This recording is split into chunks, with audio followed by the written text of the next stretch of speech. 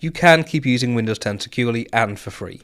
If your computer isn't eligible for Windows 11, or if you just aren't ready to make the move yet, anyone using Windows 10 for personal use is now able to sign up for Microsoft's Extended Security Updates program.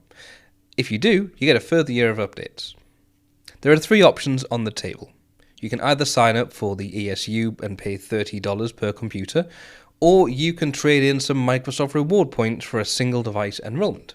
Or, if you want it completely for free, you can just sync your PC settings and apps to Microsoft's cloud service using the Windows Backup app.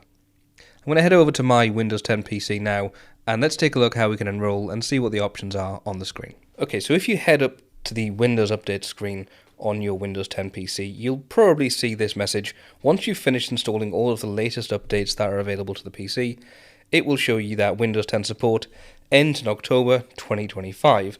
You can enroll in the Extended Security Updates program to keep this device secure. Well, let's just choose Enroll now. It says we can enroll in the ESU to stay protected, and support ends on the October 14th, 2025. You can say maybe later, or we can click Next. I'll click Next. Now, this computer isn't signed in with a Microsoft account, it's just signed in with a normal user account. So when I sign in, I just type the word Dean and it's a local account.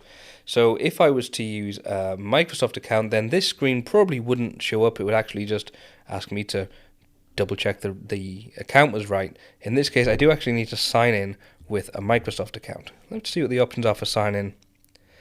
Yeah, I'm going to have to go ahead and type my email address.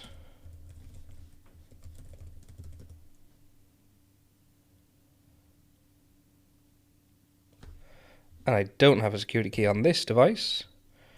Let's see what the options are. I'll approve a request on the Microsoft app.